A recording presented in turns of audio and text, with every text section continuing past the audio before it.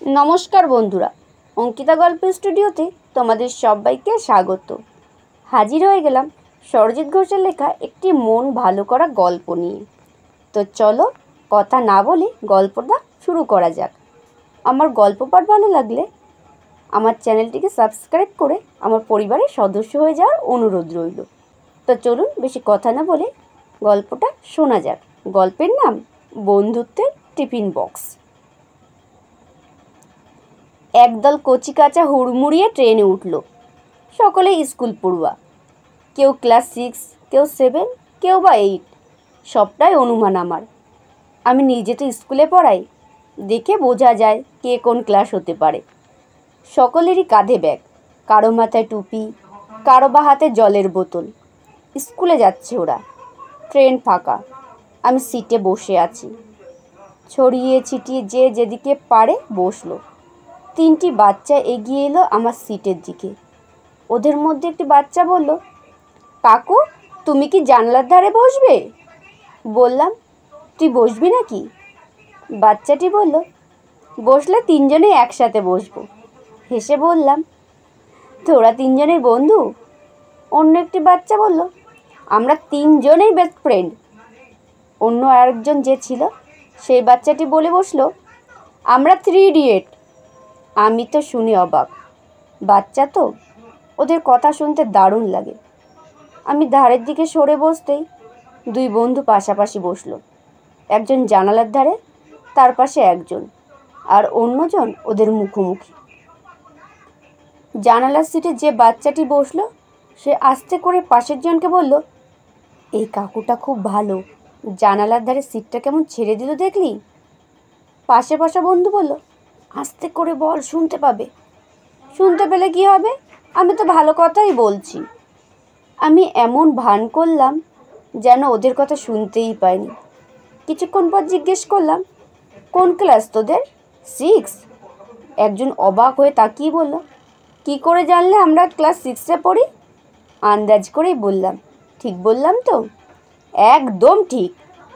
অপরদিকে সিটে যে বাচ্চাটি বসেছিল সে বলল, ওই এখন খাবি না পরে খাবি?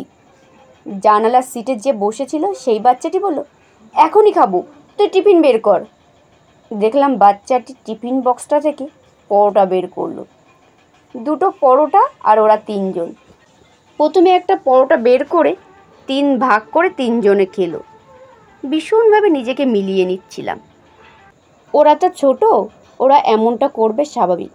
আমি নিজেও স্কুল কলেজে পড়াকালীন ভালো টিফিন মানে লুচি পরোটা নিয়ে যেদিন যেতাম সেদিন আগে সাবার করে দিতাম। বলতে লজ্জা নেই, এই বুড়ো বয়সেও এখনও এমনটাই করি।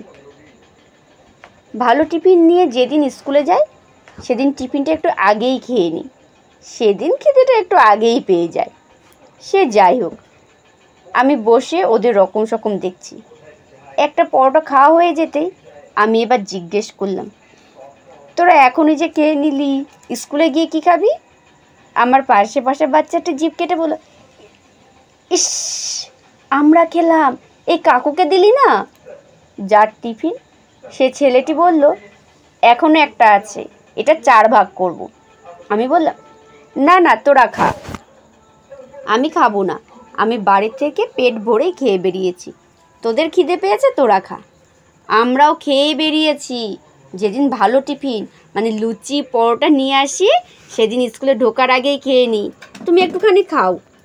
মনে মনে হাসছি আর ভাবছি, এ তো সেই একদম আমি। বললাম, আরে না রে বাবু, তোরা খা। কে কার কথা শোনে? পরোটার একটু টুকরো মুখের কাছে ধরে বলল, তুমি হাঁ করো, আমি মুখে দিয়ে দিচ্ছি, তোমাকে আর হাত ধুতে হবে না। কি করে মুখ ফেরাই? হাঁ করতেই মুখে দিয়ে দিল। এমন স্নেহ ভালোবাসার আবদারে নিজেকে বিমুখ করতে ইচ্ছে হয় না। বাচ্চাদের সাথে আমার একটু সখ্যতাই বেশি। শুধু এরা বলে নয়, আমার নিজের স্কুলের ছাত্রছাত্রীরা এভাবেই আমাকে ভালোবাসে। আজই তো ক্লাস 5-এর বাচ্চাগুলো আজ আমাকে ঘিরে ধরল। স্যার, তুমি নাকি কবিতা লেখো, তোমার কবিতার নামটা আগে বলো। ও স্যার, একটা কবিতা আমাদের শোনাও না। কৌতূহলী হয়ে হাসি মুখে জিজ্ঞেস করলাম, কে বললো তোদের আমি কবিতা লিখি? আমি তো কবিতা লিখি না। একজন বাচ্চা আমার দুটো হাতকে চেপে ধরে বলল, এই তুমি হাসছো, তার মানে মিথ্যে বলছো। তুমি তার মানে কবিতা লেখো, একটা শোনাও না কবিতা। বললাম, বেশ, একদিন শোনাবো, তবে আজ নয়। দেখলাম তাতেই খুশি। ঠিক যেভাবে এক টুকরো পরোটা মুখে নিতে এই বাচ্চাগুলো খুশি হয়েছিল, ঠিক সেভাবেই। যাই হোক, স্টেশন আসতেই সব কচি কাচার সাথে এই 3 ইডিয়েটও নেমে গেল। নামার আগে বলে গেল, কাকু আসছি, ভালো থেকো, আবার ট্রেনে দেখা হবে। স্কুল লাইফ, বন্ধুত্ব, টিফিন বক্স, এক অদ্ভুত অনুভূতিতে আমার আজকের দিনটাকে ভালোই করে দিয়ে গেল ওরা। মনে মনে বললাম, বেঁচে থাকুক এমন বন্ধুত্ব, বেঁচে থাকুক এমন ভালোবাসা, আর লোভনীয় খাবারে ভরা থাকুক এমন টিফিন বক্স।